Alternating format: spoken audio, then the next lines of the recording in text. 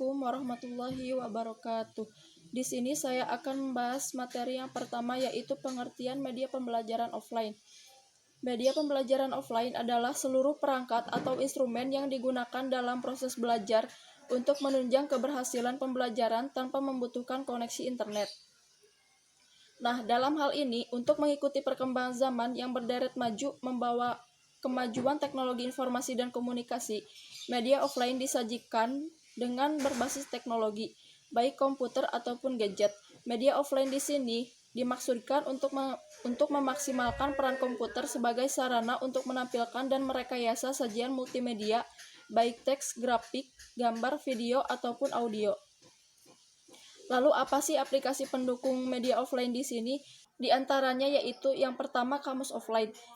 Ketika berbicara tentang bahasa, kamus menjadi hal yang sangat melekat. Saat ini, kamus memiliki perkembangan yang cukup signifikan. Karena kamus yang dulunya berbentuk buku tebal, sekarang kamus tersedia dalam bentuk aplikasi yang tak kalah bermanfaat dengan kamus dalam bentuk buku. Lalu, aplikasi pendukung media offline yang kedua yaitu audio. Media audio merupakan media yang isi pesannya hanya diterima melalui indera pendengaran. Dengan kata lain, media jenis ini hanya melibatkan indera dengar dan memanipulasi unsur bunyi ataupun suara semata. Media audio bisa menyampaikan pesan verbal maupun nonverbal. Pesan verbal berupa bahasa lisan atau kata-kata, sedangkan pesan nonverbal berwujud bunyi-bunyian dan vokalisasi seperti musik dan lain-lain. Media ini memiliki beberapa format, diantaranya MP3, window, media audio, real audio, dan lain-lain.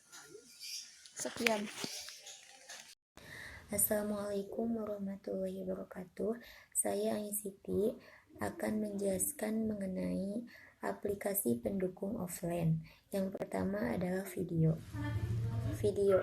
Video merupakan alat penyampaian pesan dengan cara menangkap, merekam, memproses suatu pembelajaran, dan keunggulannya apabila kita lupa bisa melakukan pemutaran kembali. Yang keempat adalah aplikasi.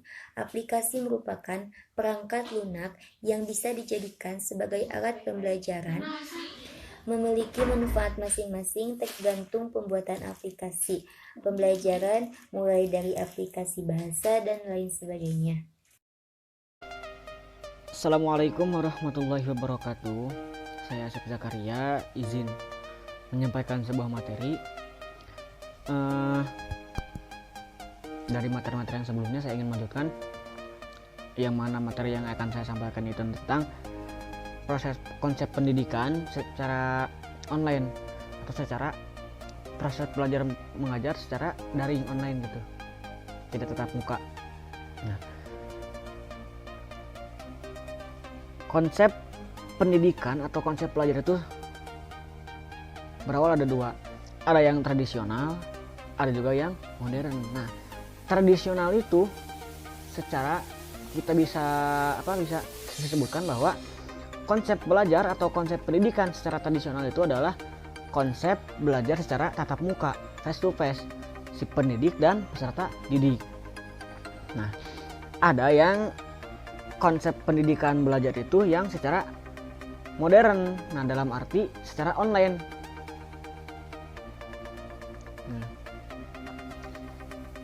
Hadir secara fisik di ruang kelas bukan satu-satunya pilihan belajar lagi. Setidaknya tidak dengan munculnya internet dan teknologi baru. Nah, jadi maksudnya adalah seiring berjalannya waktu, seiring berjalannya zaman gitu ya, pembelajaran itu, suatu proses pembelajaran atau proses pendidikan itu tidak hanya di ruang lingkup kelas, tidak hanya di ruang lingkup kelas, akan tetapi bisa dimanapun, kapanpun, tidak terbatas ada ruang dan waktu. Nah, itulah yang disebut pembelajaran secara online. Nah, pembelajaran yang berorientasi pada siswa dapat dilakukan dengan membangun sistem pembelajaran yang memungkinkan siswa memiliki kemampuan untuk belajar lebih menarik, interaktif, dan bervariasi. Nah, jadi pembelajaran yang efektif itu, atau bukannya efektif sih, yang berorientasi pada siswa dapat dilakukan dengan membangun sistem pembelajaran yang jadi supaya terrealisasikan, supaya efektif dan tujuan pembelajaran dapat berjalan dengan baik, maka haruslah memungkinkan siswa memiliki kemampuan untuk belajar yang lebih menarik, interaktif dan bervariasi. Seiring dengan perkembangan teknologi berikut, infrastruktur penunjungannya, upaya peningkatan kualitas pembelajaran dapat dilakukan melalui pemanfaatan teknologi tersebut dalam suatu sistem yang dikenal dengan online learning. Online learning memerlukan siswa dan pengajar berkomunikasi secara interaktif dengan memanfaatkan teknologi informasi dan komunikasi seperti media komputer dengan internetnya, telepon atau fax. Jadi online learning yang disebut online learning itu membutuhkan pengajar dan yang diajar dengan cara memanfaatkan teknologi informasi dan komunikasi. Mungkin cukupkan sekian materi dari saya. Kekurangan kelebihan mohon maaf yang sebesar-besarnya. Wallahul muwaffiq ila aqwamit thoriq. Wassalamualaikum warahmatullahi wabarakatuh. Di sini saya akan melanjutkan pembahasan dari teman saya, yaitu mengenai kompetensi yang harus dicapai dalam pembelajaran online. Secara khusus, kompetensi yang harus dicapai dalam pembelajaran online ini ada 4. Yang pertama yaitu memahami adanya perubahan pola pembelajaran, yang mana dengan perubahan ini yang menjadikan latar belakang lahirnya pembelajaran yang berbasis online.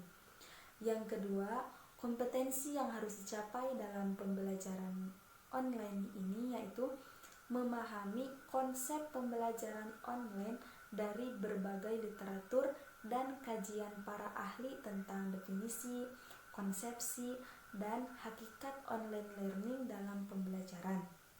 Yang ketiga, kompetensi yang harus dicapai dalam pembelajaran online ini yaitu menganalisis mengenai ciri-ciri pembelajaran online.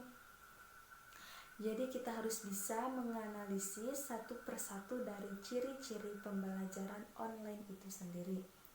Dan yang terakhir, kompetensi yang harus dicapai dalam pembelajaran online ini adalah mampu mengidentifikasi peran guru dan mengimplementasikannya dalam pembelajaran online. Hanya itu yang dapat saya sampaikan, kurang lebihnya mohon dimaafkan. Wassalamualaikum warahmatullahi wabarakatuh.